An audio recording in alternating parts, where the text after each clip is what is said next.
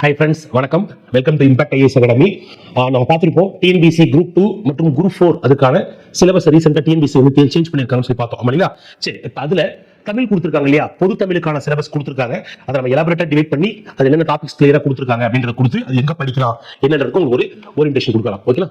சரி, தமிழ் தகுதி மற்றும் மதிப்பீட்டு தேர்வுக்குரிய புதிய பாடத்திட்டம் முதல்ல எப்படி சார் இருக்கு? தமிழை வந்து பிரிச்சிருக்காங்க இல்லையா? தமிழ் சிலபஸ் புதுசா கொடுத்துருக்கிறது ஈஸியா இருக்குமா இல்ல டஃபா இருக்குமா அப்படின்னு கேட்டீங்கன்னா உண்மையிலே டிஎன்பிசி வந்து பார்த்தீங்கன்னா மிகப்பெரிய ஒரு பாராட்டுகள். ஏன்னு கேட்டீங்கன்னா கொடுத்திருக்கக்கூடிய தமிழ் தலைப்புகள் வந்து ரொம்ப தெளிவாகவும் ரொம்ப அழகாகவும் கொடுத்திருக்காங்க. அதே மாதிரி தேர்வுகள் இப்போ இதுமே வரக்கூடிய தமிழ் தகுதி தேர்வுகள் என்ன பண்ணிருக்காங்கன்னா தமிழ் எழுத படிக்க தெரிஞ்சிருக்கணும், பேசிக்ஸ் இலக்கியங்கள் தெரிஞ்சிருக்கணும், பேசிக் இலக்கணங்கள் தெரிஞ்சிருக்கணும்னு எல்லா வகையிலும் பண்ணிருக்காங்க, இன்க்ளூட் பண்ணிருக்காங்க. தமிழ் வந்து பாத்தீங்கன்னா தகுதி தேர்வு அல்லாமல் மதிப்பீட்டு தேர்வு இருக்கு இல்லைங்களா? அந்த மதிப்பீட்டு தேர்வுகளில் என்ன பண்ணிருக்காங்கன்னா பாடச்சுமையை குறைச்சிருக்காங்க. மெயினா வந்து பாத்தீங்கன்னா அந்த இலக்கிய பகுதியில பாத்தீங்கன்னா கம்பராமாயணம், சிற்றிலக்கியங்கள், ராவண காவியம், சிலப்பதிகாரம், ஐம்பெரும் காப்பியம் நிறைய இருந்துச்சு உள்ள. அப்படின்னா நிறைய தகவல்களை படிக்கிற மாதிரி இருந்துச்சு. சோ நமக்கு எப்படி இருந்துச்சுன்னா ஜெனரல் இங்கிலீஷை கம்பேர் பண்ணும்போது இந்த ஜெனரல் தமிழ் ரொம்ப கூடுதல் சுமையாக இருந்தது. இப்போ என்ன பண்ணிருக்காங்கன்னா அதை சிம்பிளா டிவைட் பண்ணிருக்காங்க. ஆரம்ப காலகட்டத்தில் எப்படி கொடுத்திருந்தாங்கன்னா பகுதி ஆ, ஓகேங்களா, பகுதி 3 பகுதியாக கொடுத்திருந்தாங்க. ஆ, ஆ மற்றும் இ. இந்த பகுதி முழுக்க முழுக்க இலக்கண பகுதியாகவும் இது வந்து இலக்கியங்கள் அதிகமா இருக்கக்கூடிய ஒரு பகுதியாகவும் தமிழ் அறிஞர்கள் தமிழ் தொண்டு அப்படின்ற பேர்ல கொடுத்திருந்தாங்க. அப்படிங்களா? இப்ப என்ன பண்ணிருக்காங்கன்னா டிஃபரன்ஸ் என்னன்னா இப்போ ஒரு 7 பகுதியா பிரிச்சிருக்காங்க. ஓகேங்களா? 7 பகுதியா பிரிச்சு அதுல எத்தனை கேள்விகள் வரும்ன்றது என்ன பண்ணிட்டாங்க நமக்கு தெளிவா கொடுத்துட்டாங்க. சோ அதுல வெயிட்டேஜ் கொடுத்து நீங்க என்ன பண்ணலாம், நீங்க படிச்சுக்கலாம். நீங்க வந்து பாத்தீங்கன்னா சராசரியாக இதுல இருக்கக்கூடிய இந்த 100 பகுதி, இந்த 100 கேள்விகள் வரக்கூடிய இந்த எல்லா பகுதியும் நீங்க படிச்சுதான் ஆகணும். ஏன்னு கேட்டீங்கன்னா குரூப் 4 எக்ஸாம்ஸ்ல பார்க்கும்போது தமிழ் நம்ம கண்டிப்பா அவாய்ட் பண்ண முடியாது. 95 மதிப்பெண்களுக்கு மேல நீங்க தமிழ்ல ஸ்கோர் பண்ணி தான் ஆகணும். பட் அது வந்து எப்படி நீங்க படிப்படியா எடுக்கலாம் அப்படின்ற வசதிக்கு என்ன பண்ணிருக்காங்க, தலைப்புகளா கொடுத்துருக்காங்க. சரி, அதுல பார்க்கலாம். முதலாவது இலக்கண பகுதி கொடுத்திருக்காங்க. இலக்கண பகுதியில இருந்து நேரடியாக நமக்கு 25 கேள்விகள் நமக்கு வரப்போகுது. அடுத்து பகுதி 2 சொல்லகராதி, அது வந்து பாத்தீங்கன்னா உங்களுக்கு 15 கேள்விகள். எழுதும் திறன் சம்பந்தப்பட்டது ஒரு 15. கலை சொற்கள் 10 கேட்டிருக்காங்க. வாசித்தல் மற்றும் புரிந்து கொள்ளும் திறன், இது எதுக்காகனா நிறைய அரசாங்க அதிகாரிகளுக்கு பாத்தீங்கன்னா பேசிக்ஸா எழுத படிக்க தெரியல, ஒரு லெட்டர் ரைட்டிங் தெரியல, இந்த மாதிரி விஷயம் இருக்கு இல்லைங்களா? ஒரு நியூஸ் பேப்பரையோ அல்லது ஒரு ஆர்டிகலையோ படிச்சு அதுக்கு அதில் இருக்கக்கூடிய கண்டென்ட் சொல்ல தெரியல, அதை எக்ஸ்பிளைன் பண்ண தெரியல. ஸோ இதுக்காக நம்ம இருக்கிறாங்க இந்த வாசிப்பும் புரிந்து கொள்ளும் திறன் இதெல்லாம் இன்க்ளூட் பண்ணிருக்காங்க. அடுத்து மொழிபெயர்ப்பு, அது சிம்பிள் டிரான்ஸ்லேஷன் பேஸ் பண்ணது ஒரு 5 கேள்விகள். கடைசியாக இலக்கியம், தமிழ் அறிஞர்களும் தமிழ் தொண்டும். நான் பல சில முன்னாடி படிச்சிருக்கேன் சார், இலக்கிய பகுதி, இலக்கண பகுதி, அப்புறம் தமிழ் அறிஞர்கள் தமிழ் தொண்டு படிச்சிருக்கிறேனே, அதை நான் படிச்சு கடைசி வேஸ்டா எழுதும் அப்படின்னு கேட்டீங்கன்னா கிடையாது, யூஸ் பண்ண வேண்டாம். அது ஒரு 15 மார்க் கொடுத்துருக்காங்க. அப்ப கிட்டத்தட்ட நம்மளுடைய பாடச்சுமையில வந்து பாத்தீங்கன்னா ஒரு 50 சுமை, ஓகேங்களா, 50% சிலபஸ் என்ன பண்ணிருக்காங்க அப்படியே ரிமூவ் பண்ணி எடுத்துருக்காங்க. ஓகேங்களா? கொஞ்சம் மாடிஃபை பண்ணிருக்கு, ஒரு 30% மாடிஃபை பண்ணிருக்காங்க. நமக்கு இங்க இருக்கக்கூடிய பாட்டிலே ரொம்ப முக்கியமான ஒரு பகுதி என்ன கேட்டீங்கன்னா இந்த இலக்கியம் மற்றும் தமிழ் அறிஞர்கள் தமிழ் தொண்டு. இந்த பகுதியில் என்ன பண்ணிருக்காங்கன்னா மிகவும் சின்ன பகுதியை சுருக்கி இருக்காங்க. பட் என்னன்னு கேட்டீங்கன்னா இந்த பகுதிக்கு மட்டும் குறிப்பிட்டு சொல்லியிருக்காங்க. இது மட்டும் தான் நமக்கு SSLC ஸ்டாண்டர்ட்ல வரும், அதாவது 10ஆம் வகுப்பு தரத்தில் இருக்கும் அப்படின்றத மென்ஷன் பண்ணிருக்காங்க. மிச்சம் இருக்கிற எதுவுமே அவங்க மென்ஷன் பண்ணல. அப்ப என்னன்னு கேட்டீங்கன்னா இதற்கு எல்லாமே நீங்க ஸ்கூல் புக்ஸ் மட்டும் ரெஃபர் பண்ணா போதுமா அப்படின்னு கேட்டீங்கன்னா போதாது. ஏன்னா ஸ்கூல் புக்ஸ்ல இதுல வரக்கூடிய ஒவ்வொரு பகுதிகளுக்கும் ஃபுல் கண்டென்ட் கொடுக்கப்படல. ஃபார் எக்ஸாம்பிள் ஒரு கிராமட்டிக்கல் இருக்குங்களேன், வலுவு சொற்களா இருக்கலாம், இல்ல மரபு சொற்களா இருக்கலாம், அல்லது ஊரோட பேர்கள் மாற்றமா இருக்கலாம், மருன்னு சொல்லுவாங்க இல்லையா? இந்த மாதிரி தலைப்புகள் நீங்க என்ன பண்ணணும்னு கேட்டீங்கன்னா பள்ளி பாட புத்தகத்துல மட்டுமே இதுவும் பத்தாது. ஸோ நம்ம வெளியும் படிக்க வேண்டியதா இருக்கும். ஸோ நம்ம அடுத்த பேஜ் என்ன பண்ண போறோம்னா இதுல இருக்கக்கூடிய ஒரு தலைப்புகளுக்கும் அந்த தலைப்புகளுக்கு கீழே என்ன படிக்கணுமோ அந்த பாடக்குறிப்புகளை நம்ம டெலிகிராம் சேனல்ல நம்ம தொடர்ந்து பதிவேற்றம் செய்ய போறோம். ஓகேங்களா? சரி, இப்ப அடுத்து ஒவ்வொரு பகுதியை எடுத்து அதுல என்ன கொஸ்டின்ஸ் கேட்க போறாங்க அப்படின்றத டீடைலா பார்க்கலாம். முதல் பகுதி அழகு 1 இலக்கண பகுதியில 25 கேள்விகள் கேட்கறாங்க. இதை வந்து எப்படி கொடுத்திருக்காங்கன்னா எழுத்து சொல் அப்படின்னு 2ஆ பிரிச்சு கொடுத்திருக்காங்க. இந்த எழுத்து இருக்கு இல்லையா, எழுத்துல என்னெல்லாம் வருது பாருங்க. பிரித்து எழுதுதல், சேர்த்து எழுதுதல், சந்திப்பிழை, குறில் நெடில் வேறுபாடு, லகரம் நகரம் லகர வேறுபாடு, இனவெழுத்துக்கள், சுட்டெழுத்துக்கள், வினா எழுத்துக்கள், ஒருமை பன்மை அறிதல். ஆக்சுவலி பாத்தீங்கன்னா என்ன பண்ணிட்டாங்கன்னா இந்த இலக்கிய பகுதியோ அல்லது நம்ம பாடப்பகுதியை படிக்கிறோம் இல்லையா, அதுல இருந்து வரக்கூடிய வார்த்தைகள் தான் எடுத்து போறாங்க. இந்த பிரித்து எழுதுக, சேர்த்து எழுதுக கொடுத்துருக்காங்க. நமக்கு ஒரு விஷயம் கேரண்டி என்னன்னு கேட்டீங்கன்னா இங்க வந்து பாத்தீங்கன்னா தலைப்புகளை மாற்றி மாற்றி கொடுத்துருக்காங்களே தவிர்த்து அந்த தலைப்புகளுக்கு கீழே வரக்கூடிய ரேஞ்ச் கண்டென்ட் இருக்கு இல்லையா, அந்த பாடப்பகுதிகள் எல்லாமே ரொம்ப கம்மியா தான் இருக்கு. ஃபார் எக்ஸாம்பிள் பாருங்களேன், இப்ப இங்க வந்து பாத்தீங்கன்னா இந்த வேறுபாடு அப்படின்னு சொல்லி பார்த்தோம் இல்லையா, லகரம் ரகரம் நகரம், இது எல்லாமே பாத்தீங்கன்னா ஒரு சிங்கிள் இதுல என்ன பண்ணலாம், ஒரு சிங்கிள் பிடிஎஃப்ல படிச்சு முடிச்சிடலாம். பெரிய வித்தியாசங்கள் இருக்காது. அதே மாதிரி வந்து எதிர்ச்சொல், வினைச்சொல், வேர்ச்சொல் அறிதல், இந்த மாதிரி ஒரு டாபிக் எடுத்து நீங்க படிச்சீங்கன்னா அது என்ன பண்ணலாம், நீங்க 2-3 டாபிக் உள்ள வந்துடும். சோ அப்படி பார்க்கும்போது நமக்கு இதுல பிரிச்சு கொடுத்துருக்காங்க. ஆக்சுவலி வந்து அரசாங்கம் என்ன பண்ணிருக்கா, டிஎன்பிசி என்ன பண்ணிருக்குன்னா செப்பரேட்டா பிரிச்சு கொடுத்துருக்கு. பட் ஒரு தலைப்புக்குள்ளேயே பாத்தீங்கன்னா நிறைய தலைப்புகள் மறுபடியும் ரிப்பீட் ஆகிற மாதிரி தான் இருக்குது. ஓகேங்களா? சோ அதெல்லாம் நீங்க என்ன பண்ண வேண்டியதுன்னா சிலபஸ் ரொம்ப பெருசா இருக்கிற மாதிரி இருக்க வேண்டாம், ரொம்ப சின்னசா தான் கொடுத்துருக்காங்க. சரிங்களா?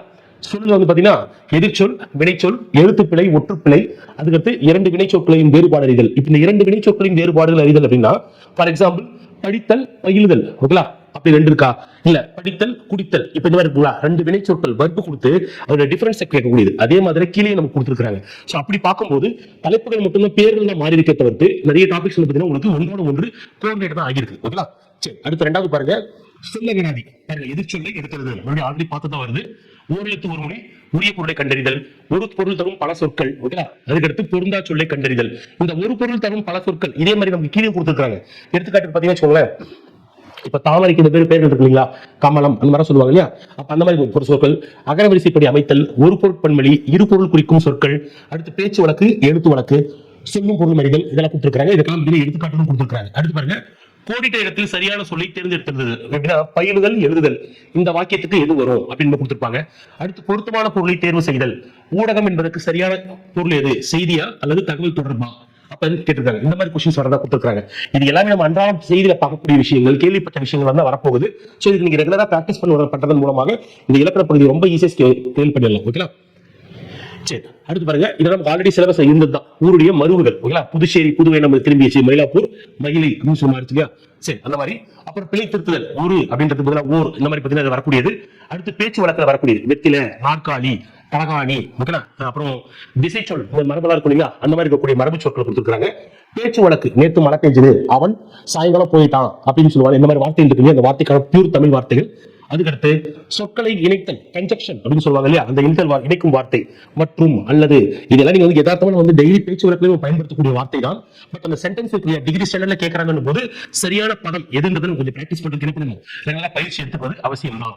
சரி, வேற என்ன இருக்கு? அடுத்து பாருங்க, இந்த எனவே, ஏனெனில், ஆகையால், அது போல இது எல்லாமே பார்த்தீங்கன்னா கன்ஜக்ஷன்ஸ். அப்ப இரண்டு இதுல லைன்ஸ் இருக்கு இல்லையா? ரெண்டு லைன்ஸ் என்ன பண்ண போகுது, சேர்க்கக்கூடிய வார்த்தை. அது எந்த வார்த்தை வரும்ன்றது நீங்க என்ன பண்ணலாம், பேச்சு வழக்கில் நமக்கு இது தெரியும். சோ இதெல்லாம் நீங்க பயப்பட வேண்டியதில்லை, ஈஸியா கிளியர் பண்ணிடலாம். ஒரு பொருள் தரும் ஒரு எழுத்து, சரி பொருள் தரும் ஒரு எழுத்து. ஆ என்றால் பசு, ஈ என்றால் கொடு, ஓகேங்களா? தை என்றால் மாதம், கிழமை, இந்த மாதிரி இருக்குங்களா? அப்ப இது மாதிரி சொல்லியிருப்பாங்க. அடுத்து பல பொருள் தரும் ஒரு சொல்லை கூறுக. பாருங்க, இதுதான் நம்ம முன்னாடி பார்த்தோம். ஆமாங்களா? சோ இதான் கொடுத்துருக்காங்க பாருங்க, பல பொருள் தரும் ஒரு சொல். அதே மாதிரி இங்க கொடுத்திருப்பாங்க. சோ நான் சொன்ன மாதிரி ஆல்ரெடி கொடுத்திருக்கிற டாபிக் என்ன பண்ணிருக்காங்க, எலாபரேட் பண்ணி கொடுத்திருக்காங்க. சோ நீங்க டாபிக்ஸ் பெருசா இருக்கிற மாதிரி இருந்தாலுமே ஒரு டாபிக் உள்ளே சப் டாபிக்ஸ் நிறைய நீங்க என்ன பண்ணலாம், ஆட் பண்ணி படிச்சுக்கலாம். சோ சிலபஸ் வந்து பாத்தீங்கன்னா உங்களுக்கு ரொம்ப சிறிய பகுதியில தான் இருக்கு. பகுதி 3 பாருங்க, எழுதும் திறன். ஓகேங்களா? இது வந்து பாத்தீங்கன்னா உங்களுக்கு எதுக்காகனா இந்த லெட்டர் ரைட்டிங் அந்த மாதிரி விஷயங்கள் இருக்கு இல்லைங்களா?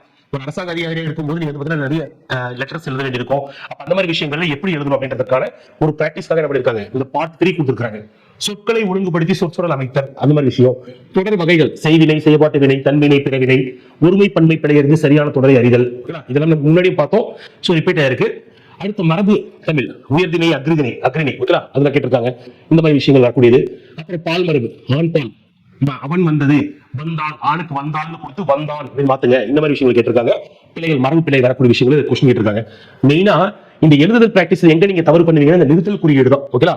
கால் புள்ளி, கமா, ஃபுல் ஸ்டாப், செமிகாலன், அதை எங்க நீங்க ஓபன் பண்ணணும், எப்படி ஓபன் பிராக்கெட் க்ளோஸ் பண்ணணும், எப்படி பண்ணணும், ஃபுல் ஸ்டாப் எங்க யூஸ் பண்ணணும், இதுதான் வந்து பாத்தீங்கன்னா மெயினா ஒரு லெட்டர் ரைட்டிங் எழுதும்போது நிறைய தவறுகள் நடக்கும். அதை மெயினா பிராக்டிஸ் பண்றதுக்கு நமக்கு இங்க ரொம்ப டஃபா இருக்கக்கூடியது, புதுசா இருக்கக்கூடிய ஏரியா இதுதான். ஓகேங்களா? இதுக்கு முன்னாடி இருக்கிற ஏரியாஸ் நம்ம ஆல்ரெடி நம்ம டெஸ்ட்ல பிராக்டிஸ் பண்ணிருக்கோம். இந்த டாபிக் எடுத்திருக்கோம், கொஞ்சம் புதுசா இருக்கும். சோ இதுல வந்து கொஸ்டின்ஸ் கொஞ்சம் கடுமையாக இருக்கும்போது பட்சத்தில் என்ன பண்ணணும், நம்ம கண்டிப்பா இருக்கு ட்ரைனிங் எடுத்துக்கணும். ஓகேங்களா?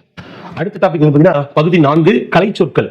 இந்த கலைச்சொற்கள் என்னன்னா முக்கியமான வார்த்தைகளை கொடுத்து அந்த வார்த்தைகளுக்கான இங்கிலீஷ் மீனிங்ஸ் கேட்டிருக்காங்க. இங்கிலீஷ்ல கேட்டிருக்காங்க. வலசையில மைக்ரேஷன், அடுத்து ஒவ்வாமையில அலர்ஜி அப்படின்னு கேட்டிருக்காங்க இல்லையா?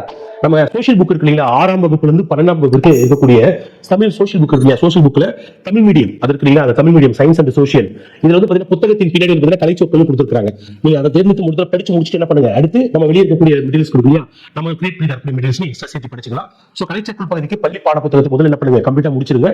சோசியல் அண்ட் சயின்ஸ் புக்ல இருக்கக்கூடிய இந்த கலைச்சொற்கள் பின்னாடி புக் பின்னாடி கொடுத்துருப்பாங்க இல்லையா, அந்த லெசனுக்கு பின்னாடி கொடுத்துருப்பாங்க. சோ அது வந்து நம்ம கொஸ்டின்ஸ் மோஸ்ட்லி அப்படி கேட்டிருக்காங்க. அதே மாதிரி வருவதற்கான வாய்ப்பு அதிகமா இருக்கு. சோ ஃபர்ஸ்ட் அதை நீங்க கம்ப்ளீட் பண்ணிடுங்க. அடுத்து பாருங்க, யூனிட் 5 வாசித்தல். ஓகேங்களா? ப்ரீசியஸ் ரைட்டிங், காம்ப்ரிஹென்ஷன் அந்த மாதிரி கொடுத்துருக்காங்க. ஒரு பத்தியை கொடுத்து அதுல இருந்து தகவல் எடுப்பது ஒரு செய்தி. எதுக்காகனா ஒரு அரசாங்க அதிகாரியா இருக்கிறவங்க ஒரு திட்டம் வருதுன்னா அந்த திட்டத்தின் பெனிஃபிஷியரி யாரு, ஓகேங்களா? திட்டத்தின் பயனாளி யாரு, திட்டத்தின் மெயின் ஸ்கோப் என்ன, ஓகேங்களா? நோக்கம் என்ன, இந்த மாதிரி எவ்வளவு செலவு பண்றோம், யாருக்கு எவ்வளவு போகுது, இந்த மாதிரி அனைத்து விஷயமும் தெரிஞ்சுக்கணும் இல்லையா? சோ அந்த இன்ஃபர்மேஷன்ஸ் உங்களால எடுக்க முடியுதா அப்படின்றதுக்காக இந்த பிராக்டிஸ் கொடுத்துருக்காங்க. சோ ப்ரீசியஸ் ரைட்டிங் அப்புறம் காம்ப்ரிஹென்ஷன் அதுதான் மெயினா இன்க்ளூட் பண்ணிருக்காங்க. புதுசா வந்திருக்கக்கூடிய தலைப்பாக இது வந்திருக்கு. ஆக்சுவலி நம்ம என்ன பண்ணிட்டு இருந்தாங்கன்னா ஒரு சின்ன பத்தியை கொடுத்து கொஸ்டின் கேட்டு இருந்தாங்க இல்லையா? சேம் கான்செப்ட் தான் மறுபடியும் 10 மாதிரி ரிப்பீட் பண்ணிருக்காங்க. அடுத்து பார்ட் 6 பாருங்க, எளிய மொழிபெயர்ப்பு. ரொம்ப சிம்பிளா டிரான்ஸ்லேஷன் தான், ரொம்ப சிம்பிளா கேட்டிருக்காங்க. எப்படின்னா ஆங்கிலம் மற்றும் தமிழ் பிறமொழி சொற்களுக்கு இணையான தமிழ் சொற்களை அறிதல் வேண்டும். அந்த கலை சொற்கள் நீங்க படிக்கும் போது வொக்காபுலரிஸும் படிக்கணும். வொக்காபுலரிஸ் படிச்சீங்கன்னா கலை சொற்கள் முக்கியமான வார்த்தைகளுக்கு இங்கிலீஷ் வார்த்தைகளுக்கு தமிழ் வார்த்தை அப்படின்னு சொல்லி என்ன பண்ணிருப்பாங்க கேட்டிருக்காங்க. பென் டிரைவ் நீங்க அன்றாடம் பயன்படுத்தக்கூடிய சாதனங்கள் இருக்கு இல்லையா, ஒரு அரசு அலுவலகத்துல கோப்புகள் நீங்க பார்க்க வேண்டியிருக்கும். அப்ப அதுக்கு தேவையான சில முக்கியமான பொருட்கள் இருக்கு இல்லையா, அதை பேஸ் பண்ண கொஸ்டின்ஸ் கேட்க போறாங்க. இதுக்கு நீங்க என்ன பண்ண வேண்டியதில்லை, நம்ம வந்து மெட்டீரியல் ரெடி பண்ண வேண்டியதில்லை. நீங்க அன்றாடம் பயன்படுத்தக்கூடிய அனைத்து பொருளுக்கும் தமிழ் பெயர் என்னன்னு பார்த்து வச்சுக்கோங்க. வாட்ஸ்அப்னா என்ன, ஃபேஸ்புக்னா என்ன, இமெயில்னா என்ன, வெப்சைட்னா என்ன, இந்த மாதிரி நீங்க அன்றாடம் பயன்படுத்தக்கூடிய சோசியல் மீடியாவா இருக்கலாம் அல்லது ஆபீஸா இருக்கலாம், நீங்க கண்ணில் பார்க்கக்கூடிய அனைத்து விஷயங்களுக்குமான தமிழ் வார்த்தைகள் தேடி படிச்சுட்டீங்கனாலே போதுமானது. இதுக்கு நீங்க ரொம்ப கஷ்டப்படணுன்றது கிடையாது. அடுத்து முக்கியமான டாக்குமெண்ட்ஸ் இருக்கு இல்லையா, அந்த டாக்குமெண்ட்ஸோட நேம் என்ன, ஃபார்மட் என்ன, இதெல்லாம் கேட்டிருக்காங்க. இது எல்லாமே உங்களுக்கு நெக்ஸ்ட் உங்களுக்கு அடுத்து வரக்கூடிய இந்த வீடியோஸ்ல போடலாம். அது மாதிரி உங்களுக்கு டெலிகிராம் சேனல்ல நம்ம பிடிஎஃப் கண்டென்ட் கொடுக்க போறோம். சரி, கடைசியாக பகுதி 7 இலக்கிய பகுதி. நம்ம ஆல்ரெடி பேசல இலக்கிய பகுதியை ரொம்ப ரிலீஸ் பண்ணிருக்காங்க. திருக்குறள் என்ன பண்ணிருக்காங்க, வெறும் 20 அதிகாரம் தான் கொடுத்திருக்காங்க. தேர்ந்தெடுக்கப்பட்டு என்ன பண்ணிருக்காங்க, ஒரு 20 அதிகாரம் கொடுத்திருக்காங்க. இந்த 20 அதிகாரங்களில் இருக்கக்கூடிய குறள்களையும் தகவல்களை கேட்க போறாங்க. தகவல்கள் பொருள் கூறுக அணி அந்த மாதிரி எப்படி வரும் தெரியல. சோ கொஸ்டின் பேப்பர் நம்ம பார்க்க போலாம், பார்த்தா தான் நமக்கு தெரியும். சரி, அடுத்து பாருங்க, மேற்கோள்கள் அறநூல் வந்து கேட்டிருக்காங்க. 17 கீழ்கணக்கு நூல்கள் இருக்கக்கூடிய அறநூல் தான் மெயினா கொஞ்சம் மென்ஷன் எடுத்துருக்காங்க. நாலடியார், நான்மணிக்கடிகை, பழமொழி 400, முதுமொழி காஞ்சி, திரிகடுகம், இன்னார் 40, சிறுபஞ்ச மூலம், ஏழாதி, ஔவையார் பாடல்கள். ஓகேங்களா, அப்ப இதை மட்டும் என்ன பண்ணிருக்காங்க, வெறும் அறநூல்களை மட்டும் எடுத்து நம்ம கொடுத்திருக்காங்க. ரொம்ப சிறு பகுதி தான் கொடுத்துருக்காங்க, ஒரு 9 அறநூல் தான் கொடுத்திருக்காங்க. அப்ப இலக்கிய பகுதியில் இருக்கக்கூடிய ஒரு பெரிய ஏரியா என்ன பண்ணிட்டாங்க, அப்படியே கட் பண்ணிட்டாங்க. கம்பராமாயணம் படிக்க வேண்டியதில்லை, ராமாயணம் படிக்க தேவையில்லை, ஐம்பெரும் காப்பியம், ஐஞ்சிறு காப்பியம், இந்த மாதிரி இருக்கக்கூடிய எல்லாத்தையும் கட் பண்ணி எடுத்துட்டாங்க. அதற்கு பதிலாக வெறும் 20 திருக்குறள் அதிகாரங்கள். ஓகேங்களா, ஒரு அதிகாரத்துக்கு ஒரு 7க்கு 10ல ஒரு எவ்வளாச்சு, வெறும் 200 தான். 200 திருக்குறள் நீங்க படிக்க போறீங்க. இந்த 200 திருக்குறள் வரக்கூடிய அணி, இலக்கண குறிப்பு, இந்த மாதிரி எல்லாமே உங்களுக்கு வரப்போகுது. அது உங்களுக்கு எப்படி கொஸ்டின்ஸ் கேட்கறாங்கன்றது நம்ம அடுத்து ஃபர்தர் கிளாஸஸ்ல உங்களுக்கு போடலாம். ஓகேங்களா, அடுத்து இந்த அறநூலில் வரக்கூடிய தகவல்களை நம்ம கொஸ்டின்ஸ் கேட்க போறாங்க. இதுக்கு அடுத்து பார்ட் சி இருந்துச்சு இல்லையா, தமிழ் அறிஞர்கள் தமிழ் தொண்டும், அந்த பகுதி எப்படி பிடிச்சிருக்காங்கன்னு பார்க்கலாம். அடுத்து லாஸ்ட் பகுதி, பகுதி 7ல கடைசியா கொடுத்திருக்காங்க. நான் என்ன பண்ணிட்டேன்னா உங்களுக்கு இந்த தமிழின் தொன்மை, திராவிட மொழிகள் தொடர்பானவை, அப்புறம் தமிழ் பணி செய்தவர்கள், அவங்க எல்லாருமே கொடுத்திருக்கக்கூடிய லிஸ்ட் என்ன பண்ணிட்டேன், எல்லாரும் ஒன்னா சேர்த்துட்டேன். ஓகேங்களா, ஒன்னா சேர்த்து எழுதி படித்து கொடுத்திருக்கேன். அப்படி பார்க்கும்போது இங்க இருக்கக்கூடிய மொத்தம் எத்தனை பேர்னா 21 பேர் இருக்காங்க. ஓகேங்களா, 21 பேரை பற்றிய அடிப்படை தகவல்கள் வந்து எல்லா தகவலும் நீங்க தெரிஞ்சுக்கணும். கண்ணதாசன் அவர் எப்போ சாகித்ய அகாடமி விருது வாங்கினார், எப்போது பிறந்தார், எந்த ஊர்ல அவர் வந்து கடைசியாக இறந்தார், அதுக்கு அவருடைய படைப்புகள் என்ன, வேலுநாச்சியாருடைய பர்த்டே டு டெத் வரைக்கும் இருக்கக்கூடிய விஷயங்கள், அகர முதலி வீரமாமுனிவருடைய தமிழ் தொண்டு என்ன புக்ஸ் எல்லாம் எழுதியிருக்காரு, நாமக்கல் கவிஞர் என்னென்ன படைச்சிருக்கார், அவருடைய பேர் என்ன, அப்புறம் தாராபாரதியோட படைப்புகள் என்ன, இந்த மாதிரி இங்க இருக்கக்கூடிய 21 பேரை பற்றி தகவல்களை நீங்க என்ன பண்ணணும், 0 to 100 கம்ப்ளீட்டா தெரிஞ்சு வச்சிருக்கணும். ஓகேங்களா, அப்ப இவங்களை படிச்சா போதுமானது. அப்ப நமக்கு என்ன பண்ணிட்டாங்கன்னா பார்ட் சி அப்படின்னு இருந்துச்சு இல்லையா, அந்த இலக்கிய பணி இருக்கு, அந்த இலக்கிய பணி தமிழ் தொண்டு, அதை குருக்ஸா சுருக்கி என்ன பண்ணிருக்காங்க, ஒரு 21 பேரை வச்சு கொடுத்துருக்காங்க. சோ இப்படி பார்க்கும்போது இதுல உங்களுக்கு இங்க என்ன மென்ஷன் பண்ணிருக்காங்க பாருங்க, பார்ட் 7க்கான பாடத்திட்டம் 10ஆம் வகுப்பு வரையிலான பாட புத்தகங்களை அடிப்படையாக கொண்டது கொடுத்திருக்காங்க. அப்ப இந்த பார்ட் 7 மட்டும் என்ன பண்ணிருக்காங்க, மென்ஷன் பண்ணிருக்காங்க. ஓகேங்களா, இந்த இலக்கிய பகுதிக்கு மட்டும் நீங்க என்ன பண்ணலாம், 10ஆம் வகுப்பு வரை உள்ள பாட புத்தகம் கொடுத்திருக்காங்க. ஏன்னா மிச்ச பகுதிகள் எல்லாமே வந்து பாத்தீங்கன்னா ஸ்கூல் புக்னு மென்ஷன் பண்ணல, டிகிரி ஸ்டாண்டர்ட்லாம் இருக்க போகுது. ஏன்னு கேட்டீங்கன்னா பள்ளி பாட புத்தகங்கள் கலை சொற்கள் எல்லாமே கலை சொற்களும் இருக்காது, சில வார்த்தைகள் எழுதிதான் எடுக்காகும். ஃபார் எக்ஸாம்பிள் இப்போ வெப்சைட் இருக்கு, இந்த முக்கியமான சில விஷயங்கள் என்ன பண்ணிருப்பாங்கன்னா ஸ்கூல் புக்ஸ் புக் பேக்ல கொடுத்திருப்பாங்க, லெசனுக்கு பின்னாடி வந்திருக்கும், ஏதோ ஒரு வார்த்தை உள்ள வந்திருக்கும். ஆனா சில வார்த்தைகள் நம்ம பயன்படுத்தக்கூடிய ஆர்டிபிஷியல் இன்டெலிஜென்ஸ், அதுல இருக்கக்கூடிய சில டெக்னிக்கல் டேர்ம்ஸ், இந்த மாதிரி விஷயங்கள் வெளியே தான் நமக்கு இருக்கு. ஓகேங்களா, சோ அந்த மாதிரி விஷயங்கள் நீங்க என்ன பண்ணணும், பள்ளி பாட புத்தகத்தை வந்து பார்க்காம என்ன பண்ணணும், வெளியே பார்க்கணுன்றத மென்ஷன் பண்ணி என்ன கொடுத்திருக்காங்கன்னா இந்த 7ஆம் வகுப்பு இருக்குல்ல, இந்த 7ஆம் பகுதிக்கு மட்டும் என்ன பண்ணிருக்காங்க, ஸ்கூல் புக்கை நீங்க ரெஃபர் பண்ணிக்கலாம் ஒரு ஐடியா கொடுத்துட்டாங்க. மிச்சம் இருக்கிறதுக்கு நீங்க பள்ளி பாட புத்தகத்தை மட்டும் படித்தால் போதாது, எல்லாத்தையும் படிக்கணும். சரி, இப்ப இந்த இருக்கக்கூடிய இத்தனை தலைப்புகளுக்கும் வேர் டு ஸ்டடி, எங்க படிக்கணும், பள்ளி பாட புத்தகத்தை எப்படி படிக்கணும் அப்படின்னு தெரியணும் இல்லையா, அதற்கான ஒவ்வொரு பகுதிக்கும் மெட்டீரியல் நம்ம என்ன பண்ண போறோம்னா கீழே இருக்கக்கூடிய டெலிகிராம் சேனல்ல நம்ம போஸ்ட் பண்ண போறோம். அதே மாதிரி ஒவ்வொரு தலைப்பையும் எப்படி ஈஸியா ஸ்கோர் பண்ணலாம், அதுல என்ன கேள்விகள் வரும், அந்த மாதிரி அடுத்தடுத்த வீடியோஸ் நம்ம போட போறோம். கீழே இருக்கக்கூடிய நம்பருக்கு இங்க டவுட் இருந்துச்சுன்னா கால் பண்ணி கேட்டுக்கலாம்.